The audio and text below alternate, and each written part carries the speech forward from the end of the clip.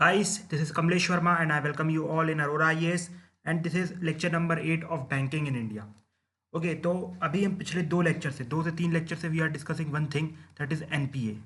अब मैं एनपीए को इतना डिटेल में इसलिए ले रहा हूँ बिकॉज आप जानते हैं एनपीए की प्रॉब्लम इंडिया में बहुत बड़ी है और उससे क्वेश्चंस हमेशा एक्सपेक्टेड रहते हैं और लास्ट 1 से 2 ईयर में इससे इन रिलेटेड टाइप के क्वेश्चन मतलब इनडायरेक्ट टाइप के क्वेश्चन पूछे भी गए हैं मेंस में। ठीक है, सो आज आई विल ट्राई कि भैया एनपीए को कंप्लीट किया जाए बिकॉज थोड़े सोल्यूशन बस और बचे हैं। जैसे यहाँ पर हम राइटिंग ऑफ द लोन देख चुके हैं, एसेट रिकंस्ट्रक्शन कंपनी देख चुके हैं, recapitalisation simply that is you have to give funding to the banks. ठीक है, बैंकिंग को जो बैंक्स रहते हैं उनको अपना CRAR मेंटेन करना पड़ता है या CAR या CRAR मेंटेन करना पड़ता है और बैंक लॉस में है मतलब उनका जो प्रमोटर होगा मतलब जो उनका ओनर होगा उसको इसको मेंटेन करवाना पड़ेगा। तो उसके लिए क्या करना पड़ता है बैंक्स को, अपने जो मालिक रहते हैं मतलब यहाँ पीएसबी के केस में कौन हो गए, गवर्नमेंट, तो इनको फंडिंग करनी पड़ती है गवर्नमेंट को। ठीक है, तो ये एक इशू निकल के भी आ रहा है जिसको हम बासेल नॉर्म्स में या Basel norms whatever you want to call it वहाँ पर अच्छे से डिस्कस करेंगे। ठीक है, अभी तक बस याद रखना कि CAR और CRAR को मेंटेन करने के लिए जो भी बैंक का ओनर या फिर प्रमोटर रहता है उसको फंडिंग करनी पड़ती है because it has to be maintain. ठीक है, और पीएसबी के केस में कौन गवर्नमेंट हो जाएगी, ओनर या प्रमोटर। ठीक है, तो ये रिकैपिटलाइजेशन हो जाएगा। इस पर मिशन इंद्रधनुष को डिस्कस करेंगे आज, प्रॉम्प्ट करेक्टिव एक्शन को भी डिस्कस करेंगे। And let me be very clear, जो कॉर्पोरेट डेप्ट रीस्ट्रक्चरिंग है अब इससे यूपीएससी क्वेश्चन नहीं पूछेगा। क्यों नहीं पूछेगा? जस्ट बिकॉज कि अब ये काफ़ी ओल्ड हो चुका है, टॉपिक काफ़ी ओल्ड हो चुका है और जहाँ तक कि अब ये तो बंद भी हो गया काम करना। मतलब अब इंसॉल्वेंसी एंड बैंक्रप्सी कोड ज़्यादा न्यूज़ में रहता है। ठीक है, इंसॉल्वेंसी एंड बैंक्रप्सी कोड और उसी से सारे के सारे जो मैटर्स रहते हैं वो हैंडल किए जाते हैं। तो कॉर्पोरेट डेप्ट रिस्ट्रक्चरिंग एक तरीके से खत्म हो गया है। हम इंसॉल्वेंसी एंड बैंक्रप्सी कोड भी पढ़ेंगे फ्यूचर के लेक्चर्स में। ओके, तो चलिए चालू करते हैं कॉर्पोरेट डेप्ट रिस्ट्रक्चरिंग से। अगर ये समझ में ना भी आए तो डोंट वरी, यूपीएससी से नहीं पूछेगा, बट फिर भी मेरा फ़र्ज़ बनता है आपको चीज़ें बताना जिससे कुछ छूटे ना या फिर आप बोल दें कि भाई सर ने तो ये पढ़ा ही नहीं। ओके, तो देखो आप सब जानते हो मैंने आपको बताया था कि यूजुअली मार्केट किस तरीके से काम करता है, अप डाउन, ये सब मैंने बताया पिछले लेक्चर में। ठीक है, तो अब ये जो मार्केट नीचे जा रहा है, ठीक है, ये जो मार्केट नीचे जा रहा है ये वाली लाइन में आपको देखने को मिल रहा होगा, तो ये रीज़न बिजनेसमैन की तरफ से तो नहीं है। मतलब यहाँ पर बिजनेसमैन की तो कोई गलती नहीं थी। ये नॉर्मल बिजनेस कुछ इसी तरीके से चलता है कि पीक पे पहुँचता है उसके बाद फॉल होना चालू हो जाता है। ये तो एक्चुअली रूल ऑफ नेचर है। ठीक है, तो अब यहाँ पर क्या किया जाता है, यहाँ पर बिजनेस अगर नहीं भी चाहें फिर भी काफ़ी बिजनेस फेल हो जाते हैं बिकॉज उन्होंने काफ़ी लोन लिया रहता है। तो आप समझ रहे हैं यहाँ पर मार्केट कंडीशन की वजह से बिजनेस फेल हो रहा है, यहाँ पर बिजनेस की कोई गलती नहीं थी। ठीक है, यहाँ पर मान लिया जैसे लोग चोर नहीं थे अपने पास और भी कोई अच्छे अच्छे बिजनेसमैन थे, ये फॉल आने की वजह से जिन लोगों का फॉल हुआ, ठीक है, मतलब ये जो आप कह सकते हैं डिप्रेशन टाइप की कंडीशन बनी उसकी वजह से बिजनेस का फॉल हुआ। तो यहाँ पर इनके पास कंप्लीट मौका बनता है कि भाई इनको हमें प्रॉपर अपॉर्चुनिटी देनी चाहिए। जैसे फॉर एग्जांपल इस बार कोविड-19 था, ठीक है, तो काफ़ी लास्ट अटेम्प्टर थे, उनकी ये रिक्वायरमेंट थी कि भाई इस बार कोविड-19 है, एब नॉर्मल सिचुएशन है, तो आपको हमें एक्स्ट्रा चांस देना चाहिए। वो यूपीएससी ने दिया बिकॉज डिजर्विंग थे वो लोग। ठीक है, उनको मिलना चाहिए था और अल्टीमेटली उनको मिला। तो सेम यहाँ पर भी है, यहाँ पर इनकी गलती वजह से कुछ नहीं हुआ है, ये मार्केट में कंडीशन ऐसी बनी कि जिसकी वजह से बिजनेस फेल हो गए।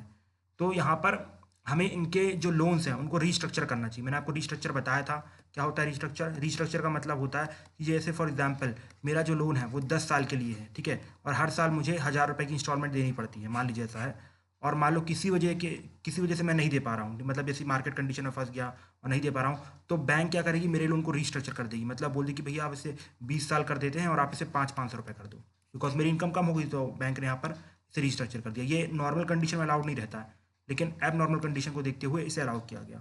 ठीक है, इसी को रीस्ट्रक्चरिंग कहा जाता है। तो अब हम यहाँ पर किसके, कॉर्पोरेट के डेप्ट को रीस्ट्रक्चर करने वाले हैं। किसके, कॉर्पोरेट के डेप्ट को। क्यों? बिकॉज मार्केट कंडीशंस ने कॉर्पोरेट को डुबा दिया, मतलब बड़ी बड़ी कंपनीज को डुबा दिया। कॉर्पोरेट तो आप सब जानते हैं। ठीक है, और अगर देखो अगर बैंक इस चीज़ को अलाउड नहीं करेंगी तो सिंपल सी बात है, एक तो जब बिजनेस जाएगा तो सिर्फ और सिर्फ उस कंपनी को लॉस नहीं होगा, इकोनॉमी को भी लॉस होगा बिकॉज प्रोडक्शन घटेगा। ठीक है, साथ ही साथ जो एम्प्लॉयर्स हैं और जो एम्प्लॉई हैं वो लोग अनएम्प्लॉयड हो जाएंगे। ठीक है, तो अल्टीमेटली काफ़ी लॉस होने वाला है इकोनॉमी को भी। इसलिए सिंपल सी बात ये है कि भाई इसको रीस्ट्रक्चर कर दो। और जो बैंक्स हैं उनको तो उनका पैसा भी वापस नहीं मिलेगा। जैसे फॉर एग्जांपल हो सकता है कि अगर आप इनके लोन को रीस्ट्रक्चर कर दो तो ये लोग 20 साल में पूरा पैसा वापस कर दें, भले लेट किया लेकिन पूरा कर देंगे। यहाँ पर होता है आप किसी कंपनी बेचने की कोशिश करो और शेयर गिर जाए तो जो वैल्यू आपको मिलनी चाहिए वो भी ना मिले, इसलिए रीस्ट्रक्चर कर देना चाहिए। ठीक है, ऐसा माना जाता है। तो कैसे रीस्ट्रक्चर किया जाता है, तो इसकी कुछ गाइडलाइंस आरबीआई ने रिलीज़ की है, वो आपको बता देता हूँ। ये तो बिल्कुल भी इंपॉर्टेंट नहीं है, बस एक बार जल्दी जल्दी शॉर्ट में बता देता हूँ। देखो होता क्या है, कि जो CDR होता है मतलब कॉर्पोरेट डेप्ट रिस्ट्रक्चरिंग, वो RBI की परमिशन के बिना नहीं हो सकता। अगर किसी भी बैंक को या कॉर्पोरेट बॉडी को, जैसे फॉर एग्जांपल मान लिया साहब को अपना जो भी दैट मीन्स कह सकते हैं लोन है उसको रिस्ट्रक्चर करवाना है, तो उनको RBI के पास अपील डालनी पड़ेगी, मतलब RBI के सामने पिटीशन करनी पड़ेगी। ठीक है, लेकिन याद रखना जब कोई कॉर्पोरेट अप्लाई करते थे, फॉर एग्जांपल माल्या साहब हैं, वो कॉर्पोरेट के अंदर आते हैं, अगर वो अप्लाई करेंगे तो उन्हें 20% लोन की, मतलब जो भी बैंक्स रहते हैं, मतलब जैसे एग्जांपल जो लोन दिया होगा ना, वो सिर्फ एक बैंक ने नहीं दिया होगा, वो बहुत सारे बैंक ने दिया होगा।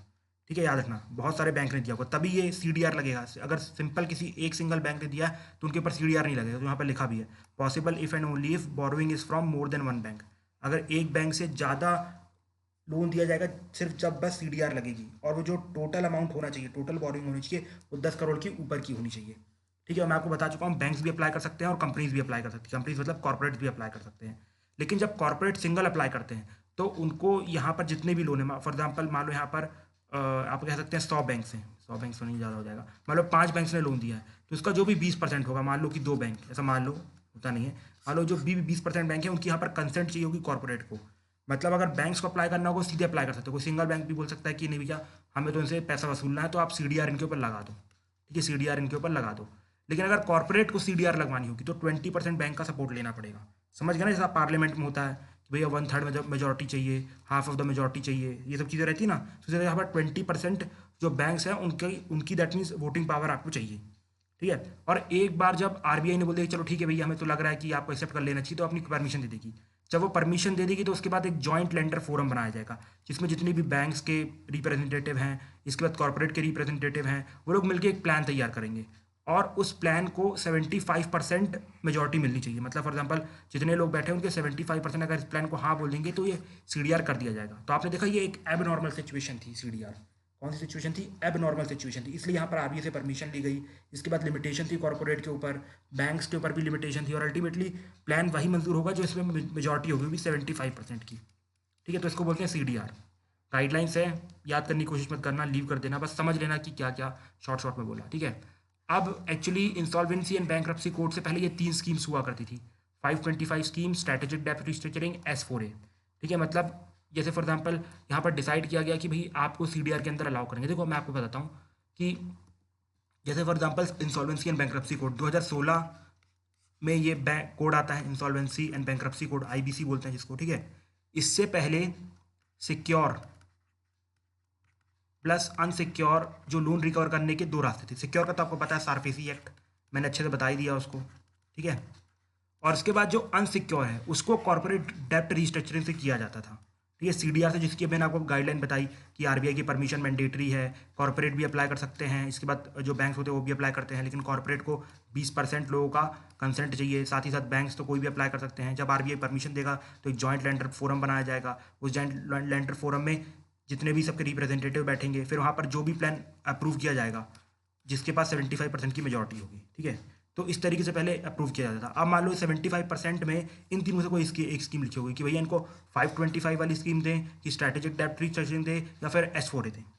ठीक है, लेकिन जब से आप कह सकते हैं ये 2016 में IBC आया है, तब से ये दोनों चीज़ें खत्म हो गई, मतलब ना के बराबर हो गई। सारफेसी तो फिर भी लगता रहता है छोटे मोटे लोगों के ऊपर, लेकिन IBC में दोनों चीज़ की जा सकती है, सिक्योर भी अनसिक्योर भी। ठीक है, अभी और डिटेल में से आगे बताऊंगा IBC के बारे में, लेकिन मैक्सिमम ये अनसिक्योर रहता है। ठीक है, सिक्योर अभी भी सारफेसी से किया जाता है। ठीक है, याद रखना, या कह सकते हैं 90.99% ये इस पे रहता है। ठीक है, लेकिन अभी भी सारफेसी एक्ट सिक्योर पे रहता है। ठीक है, तो अनसिक्योर का जो मैं मैकेनिज्म बता रहा हूँ CDR वाला, वो पुराना मैकेनिज्म है। ठीक है, तो आप समझ रहे हैं कि काफ़ी कम चांसेस है UPSC पूछेगा, बस मैंने इसलिए पढ़ा दे रहा है कि भैया हो सकता है कंपैरिजन पूछ ले कि भैया ये जो अपना IBC है वो पिछले स्ट्रक्चर के मुकाबले कितना स्ट्रॉन्ग इमर्ज हुआ है, उसमें क्या क्या डिसएडवांटेज थे, इसमें क्या क्या एडवांटेज है।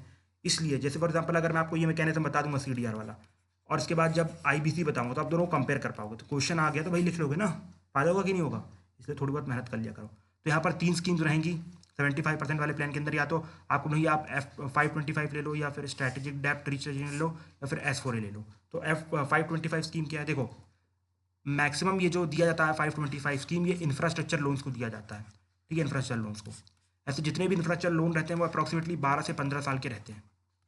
लेकिन आप सब जानते हो जैसे ही ये बस्ट का फेज, दैट मीन्स ये आप कह सकते हैं बस्ट का फेज आता है, बूम एंड बस्ट के बाद जो स्लो डाउन का फेज आता है, ठीक है, इसमें क्या होता है, स्लो डाउन के फेस में ये जो हमारी इकोनॉमी है गिर जाती है, तो इंफ्रास्ट्रक्चर एकदम से कम हो जाता है बनना।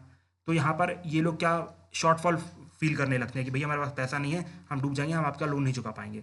तो इसमें क्या करते हैं, बैंक बोलते हैं ठीक है, ये जो आपका 12 से 15 ईयर का टाइम था उसको हम 25 साल कर देते हैं। ठीक है, उसको हम 25 साल कर देते हैं। तो जैसे फॉर एग्जाम्पल आपकी 12 से 15 साल में इंस्टॉलमेंट 1000 रुपये की बन रही थी, तो अब इंस्टॉलमेंट आपकी कुछ 700-800 की बनेगी, तो अब तो दे पाओगे ना। ठीक है, उन्होंने बोला ठीक है यार, इतना तो ट्राई करेंगे, दे देंगे। और साथ ही साथ इनको यहाँ पर एक एडवांटेज भी रहता है। एडवांटेज ये रहता है कि अगर आपने 5 साल तक बिल्कुल प्रॉम्प्टली लोन चुकाया कि भैया मंथली आप 700-800 रुपये दे रहे हो जो भी आपकी इंस्टॉलमेंट थी, without any delay, without any problem, तो आपको हम एक्स्ट्रा लोन भी दे देंगे। मतलब अगर आपको और लोन चाहिए तो हम और भी लोन देंगे। मतलब आपके पास ऑलरेडी एक लोन है, तो बैंक क्या एक्सपेक्ट करती है कि भैया पहले हमारा लोन वापस आ जाए, इसके बाद हम आपको नया लोन देंगे, या फिर देंगे नहीं बिकॉज आप चोर हो। लेकिन यहाँ पर ऐसा बोला गया कि रीस्ट्रक्चरिंग करने के बाद अगर आप 5 साल तक लोन बिल्कुल प्रॉम्प्टली चुका देते हो तो हम आपको अगला लोन भी दे देंगे। ठीक है, company can borrow after 5 years of successful payment. यहाँ पर ये लिखा, तो इसी को बोलता है 525। 525 समझ गए ना, 25 ईयर्स का एक्सटेंशन और 5 साल के बाद लोन अगर आपने अच्छे से पेमेंट की तो। ठीक है, इसके बाद आता है स्ट्रैटेजिक डेप्ट रिस्ट्रक्चरिंग। अब ये क्या होता है भाई, जैसे मान लो कि 525 फेल कर गई, यूजुअली फेल कर गई। मैक्सिमम केसेस में क्या कि जो बैंक्स थे उन्होंने फर्स्ट फेज में इसी को अप्लाई किया 525 की, भैया जितना ईजी तरीके से ये सॉल्व हो जाए तो अच्छा है। लेकिन बैंक्स यहाँ पर फ्रॉड करते थे। जैसे कि मान लो उन्होंने, उनको पता था कि 5 साल बाद हमें लोन मिल जाएगा, तो 5 साल तक ना बहुत अच्छे से पैसे दिया करते थे, इंस्टॉलमेंट दिया करते थे। और उसके बाद 5 साल के बाद लोन ने फिर से लोग ने नए लोन के लिए अप्लाई कर दिया, फिर यहाँ पर डिफॉल्ट कर दिया। तो अब बताओ अब क्या किया जाए। अब सिंपल सी बात है, आप प्यार से समझने वाले तो हो नहीं, तो आपको हम चप्पल मार के समझाएंगे। तो अब यहाँ पर क्या कर जाएगा, अब बैंक्स जो रहते हैं फोर्सफुली आपकी जो ओनरशिप रहती है कंपनी की वो ले लेते हैं। मतलब सिंपल सी बात है भैया, अब आप ओनर नहीं रहोगे।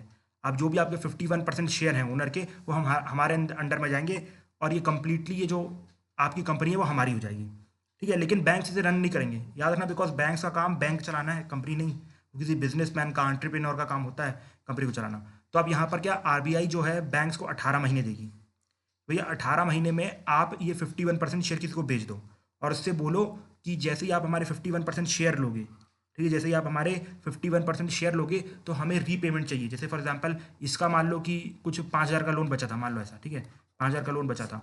अब आपने देखा कि 525 स्कीम फेल कर गई है, इन्होंने लगा दिया स्ट्रैटेजिक डेप्ट रिस्ट्रक्चरिंग। तो अब यहाँ पर क्या किया जाएगा, जो 51% है ये लोग किसी ओनर को बेच देंगे। ठीक है, मान लो उसने उन्होंने मुझे बेच दिया, अब वो लोग मुझे बोलेंगे कि भाई आपको इतना जिसका ये पेमेंट है, इंस्टॉलमेंट है, वो आपको खटाखट करनी है। ठीक है, मतलब रेगुलर टाइम पे करनी है। ठीक है, रेगुलर टाइम पे यह आपको इंस्टॉलमेंट देनी है।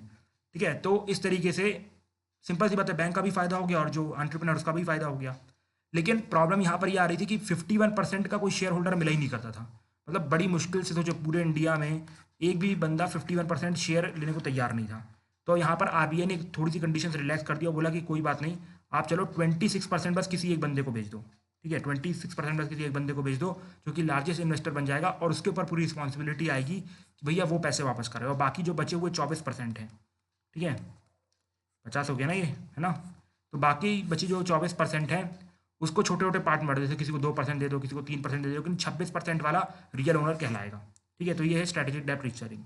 लेकिन ये भी कुछ अच्छे से काम नहीं कर रही थी। जैसे मान लो किसी को बेच भी दिया गया, मान लो किसी को 26% पकड़ा दिया गया और 24% चुटमुट करते हुए पकड़ा दिया गया, लेकिन फिर भी पैसा तो वापस आ ही नहीं रहा था। अब यहाँ पर गलती इस बंदे की नहीं है, बिजनेसमैन की गलती एक्चुअली बिजनेस की है, बिकॉज इतना डूब चुका है कि इसको बाहर नहीं मुश्किल हो चुका है। ठीक है, जैसे कि लोअर जुडिशरी में इतना करप्शन हो गया है कि उसको रोकना लगभग नामुमकिन जैसा लगता है कभी कभी, कि भैया ये रुकेगा भी कि नहीं रुकेगा। ठीक है, कुछ इस टाइप की सिचुएशन बन गई है। तो अब ये बैंक्स को भी पता चल चुका था कि भाई ऐसा तो होने नहीं वाला है। तो अब यहाँ पर एक नई स्कीम इंट्रोड्यूस की गई जिसको कहा जाता है S4A। इस स्कीम के अंदर क्या किया जाता है कि जो भी आपका लोन होगा, याद रखना लिमिट यहाँ पर नॉट लेस देन 500 करोड़ है। मतलब अगर 500 करोड़ के नीचे का तो आप S4A के अंदर एलिजिबल नहीं होगी, लेकिन अगर 500 करोड़ के ऊपर है तो आपके ऊपर S4A भी लगाई जाएगी। ठीक है, तो इसके अंदर क्या किया जाएगा, आपका मान लो कि 500 करोड़ का ही लोन है, ठीक है, तो इसको दो पार्ट में डिवाइड कर दिया जाएगा। एक को बोला जाएगा सस्टेनेबल और दूसरे को बोला जाएगा नॉन सस्टेनेबल। ठीक है, जो सस्टेनेबल वाला है ये जो कि आप रीपेमेंट करोगे, जैसे फॉर एग्जांपल यहाँ पर हमारा जो 26% वाला था उसके ऊपर मान लो कि मंथली 500 करोड़ की इंस्टॉलमेंट आ रही थी। ठीक है, मान लो, ऐसा होता नहीं होता तो बहुत ज़्यादा है, पूरा ही लोन है तो ठीक है, तो मान लो 500 करोड़ की आ रही थी। तो अब यहाँ पर बैंक्स जो है उससे बोलेंगे ठीक है भैया, हमें पता है कि आप 200 करोड़ मंथली निकाल सकते हो। ठीक है, तो आप क्या करो, 200 करोड़ हमें कंटिन्यू देना चालू करो। तो ये जो रेगुलर पेमेंट रहती है जो आती रहेगी उसको बोलेंगे सस्टेनेबल। लेकिन जो यहाँ पर मंथली 300 करोड़ की बची हुई है, तो इसको क्या किया जाएगा, उसको बोला जाएगा कि भाई आप इसके शेयर बना के हमें बेच दो, ठीक है। लेकिन और जैसे ही आपकी कंपनी प्रॉफिट में आ जाएगी तो हम शेयर को बेच के अपना पैसा रिकवर कर लेंगे। तो इसको कहा जाता है S4A। समझ गए ना? I think you are done with this. अब इसके बाद दो चीज़ें और बची हैं यहाँ पर पढ़ने को। एक आती है मिशन इंद्रधनुष, ये तो भाई आपको रट्टा मरना है, ठीक है। Also known as A to G mission, याद रखना A to G मिशन बोलते हैं। देखो ABCDEFG। ए का मतलब होता है अपॉइंटमेंट, बी का मतलब होता है बोर्ड ऑफ डायरेक्टर, सी का मतलब होता है कैपिटलाइजेशन, डी का मतलब होता है डी स्ट्रेसिंग, ई का मतलब होता है एम्पावरमेंट, एफ का मतलब होता है फ्रेमवर्क ऑफ अकाउंटेबिलिटी, जी का मतलब होता है गवर्नेंस। ठीक है, देखो अब ए का मतलब अपॉइंटमेंट, ये एक्चुअली बैंक को सुधारने के लिए लगाया गया, ठीक है।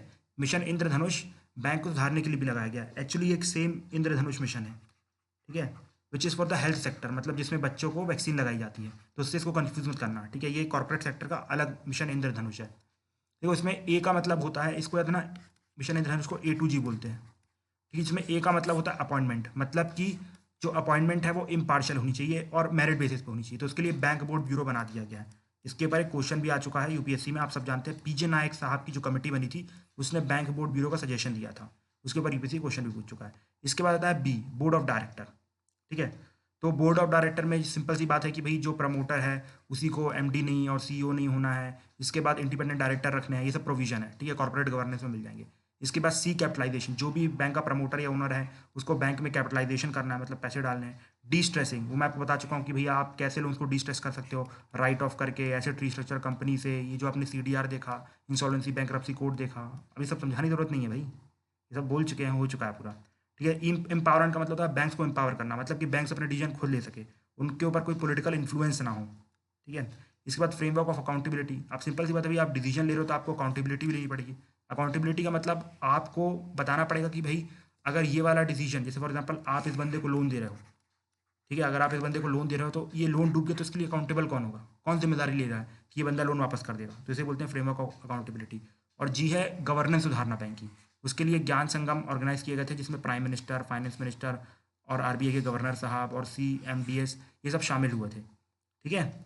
और जिससे कि यहाँ पर कुछ नहीं लेक्चरबाजी की गई थी, भाई ऐसा होना चाहिए ऐसा होना चाहिए, जैसे कि जब आपको पहली बार ट्रेनिंग में जाते हैं तो कंपनी के बारे में बताया जाता है ना कि भाई कंपनी ऐसी है, कंपनी के आइडल्स हैं, तो बस यहाँ पर वही बक बक बक बक की गई है और कुछ नहीं हुआ है, ठीक है। इसलिए A to G मिशन याद रखना, अपॉइंटमेंट बैंक बोर्ड ब्यूरो, इसके बाद बोर्ड ऑफ डायरेक्टर सेम वही independent director and everything, capitalisation by owner, इसके बाद de stressing like writing off loans, इसके बाद आप हो गया CDR and various schemes that we have discussed, empowerment that means political influence को कम करना, फ्रेमवर्क ऑफ अकाउंटेबिलिटी मतलब कौन रिस्पॉन्सिबल होने वाला है, और उसके बाद अल्टीमेटली गवर्नेंस दैट इज ज्ञान संगम, ये ऑर्गेनाइज किया जाता है हर साल, ओके। हर साल नहीं किया जाता है, हुआ था उस टाइम पे, एक बार चेक कर लेना हर साल होता है कि नहीं होता, मुझे इसकी डेट में डाउट है, ओके। इस पर आता है प्रॉम्प्ट करेक्टिव एक्शन, ठीक है। क्या आता है? Prompt corrective action. अब प्रॉम्प्ट करेक्टिव एक्शन क्या होता है? देखो क्या होता है कि जो मैंने आपको बैंक की बैलेंस शीट के बारे में बताया था कि भैया बैंक के एसेट लिखे रहते हैं, लाइबिलिटी लिखी रहती है, लॉसेस, प्रॉफिट, सब कुछ लिखा रहता है, ठीक है। तो RBI की इस पर सख्त नज़र रहती है, जो भी PSBs रहते हैं RBI की उनकी उस पर सख्त नज़र रहती है। और जैसे ही इनको लगता है दैट, जैसे ही आप कह सकते हैं कि यहाँ पर एसेट लाइबिलिटी में कुछ भी मिसमैच होता है या फिर लॉसेस ज़्यादा बढ़ते हैं, लाइबिलिटी कम होती है, एसेट ज़्यादा होते हैं, तो कुछ भी अगर प्रॉब्लम होती है तो RBI अपना प्रॉम्प्ट करेक्टिव एक्शन बैंक के ऊपर अप्लाई कर देती है। क्या करती है? बैंक के ऊपर प्रॉम्प्ट करेक्टिव एक्शन अप्लाई कर देती है। अब देखो जैसे जैसे आपकी कंडीशन वर्स होती जाएगी, फॉर एग्जाम्पल जैसे मैं आपको शुरू में सर आपके पास 1% का लोन है, ठीक है, सिर्फ मतलब 1% का लॉस है, तो आपको कैटेगरी 1 में डाला जाएगा। अगर ये लॉस बढ़ जाएगा तो कैटेगरी 2 में, अगर ये लॉस और बढ़ गया तो कैटेगरी 3 में। तो समझ रहे हो ना कि इस तरीके से आपको डिफरेंट डिफरेंट कैटेगरी में डाला जाएगा। तो बस यहाँ पर ये लिखा हुआ है कि किस किस कैटेगरी में क्या क्या होता है। जैसे फॉर एग्जाम्पल मान लो आप कैटेगरी 1 में आ गए हो, मान लो कि आपकी बैंक की कंडीशन खराब हो गई और आप कैटेगरी 1 PCA में आ गए, ठीक है, prompt corrective action, PCA prompt corrective action, ठीक है। तो अब आपको बोला जाएगा कि भैया आप अपने शेयर होल्डर को डिविडेंड पे नहीं करोगे, बिकॉज अगर डिविडेंड पे करोगे, सिंपल सी बात है कि भाई प्रॉफिट जो हो रहा है उसको कंपनी में लगाओ ना, कि कंपनी को उबारने के लिए जो लॉसेस हो रहे हैं उसको प्रॉफिट में कन्वर्ट करो, इसके बाद डिविडेंड देना, इसलिए डिविडेंड देना बंद करवा देते हैं। और इसके बाद अगर फॉरेन बैंक है, ठीक है, फॉरेन बैंक तो बोलते हैं भैया कि जो भी प्रमोटर है फॉरेन बैंक का वो इन्वेस्ट करे इसमें, ठीक है। इसके बाद मान लो अगर आप कैटेगरी 2 में आ गए तो आपको बोल दिया जाएगा कि भैया आप नई ब्रांचेस नहीं बना सकते हो, ठीक है, नई ब्रांचेस नहीं लगा सकते हो। वैसे ही आप लॉस में चल रहे हो और आप सोच रहे हो मैं नई ब्रांचेस लगा के लोन में दूंगा, मतलब ये तो it is not at all acceptable, ठीक है। इसके बाद जितनी भी आपकी लॉस मेकिंग ब्रांचेस हैं, जहाँ पर भी आपको लॉसेस हो रहे हैं जिस जिस ब्रांच में, वो सब ब्रांचेस आपको क्लोज करनी पड़ेगी और कोई भी नई ब्रांच नहीं खोलोगे। तो आपने देखा कि यहाँ पर सख्ती बढ़ गई कैटेगरी 2 में। अब कैटेगरी 3 में और बड़ी सख्ती आ जाती है। फॉर एग्जाम्पल अबव कंडीशन तो फॉलो होंगी कि लाइक फॉर एग्जाम्पल आप नई ब्रांचेस नहीं खोल सकते, लॉस मेकिंग ब्रांचेस को बंद कर दो, प्रमोटर जो भी है वो इन्वेस्ट करेगा थोड़ा बहुत और उसके बाद डिविडेंड्स पे करेगा। और अल्टीमेटली लास्ट आता है कैटेगरी 3 में कि आपको अपने जितने भी एमडीज हो गए, इसके बाद आप कह सकते हैं सीईओ हो गए और जितनी भी स्टाफ होगी उसकी सैलरी डिक्रीज करनी पड़ेगी, जस्ट लाइक हमारे फाइनेंशियल इमरजेंसी की तरह। मतलब ये फाइनेंशियल इमरजेंसी टाइप की सिचुएशन हो गई है, ठीक है। जैसे कि एग्जाम पता ना कि वहाँ पर जजेस की और इवन जितने भी कॉन्स्टिट्यूशनल बॉडीज रहती है उनकी भी सैलरीज कट कर दी जाती है, ठीक है। तो वैसे ही यहाँ पर कंडीशन होगी, तो इसे बोलते हैं प्रॉम्प्ट करेक्टिव एक्शन। बस याद रखना प्रॉम्प्ट करेक्टिव एक्शन ऐसा कुछ डिटेल में नहीं पूछेगा, ना ही कोई कैटेगरी भी नहीं पूछेगा, बस एक सिंपल वर्ड में पूछा जाएगा कि प्रॉम्प्ट करेक्टिव एक्शन क्या होता है। तो आप यहाँ पर देख सकते हैं RBI keeps a close look on the health of a bank as it wallets its psychological range, ठीक है। जैसे फॉर एग्जाम्पल कुछ रेंज सेट करके रखी होगी कि अगर ये बैंक का लॉस 3% से ज़्यादा हो गया तो मतलब ये बैंक डूब सकता है, तो इस टाइप की कोई रेंज रहती है आरबीआई के दिमाग में। अगर कोई भी बैंक इस रेंज को क्रॉस करता है तो आरबीआई यहाँ पर अपने प्रिवेंटिव एक्शन लेना चालू कर देती है, जिसको कहा जाता है प्रॉम्प्ट करेक्टिव एक्शन, ठीक है। 3 कैटेगरीज होती है। तो ultimately we are done with this, we are done with NPA. मतलब थोड़ा सा और बचा, I think it will take 3 to 4 more lecture, then we will done with banking, ठीक है। इसके बाद हम चालू करेंगे क्या, fiscal policy and taxation, okay. So till that time, thank you and have a nice day, friends. We will meet in next lecture.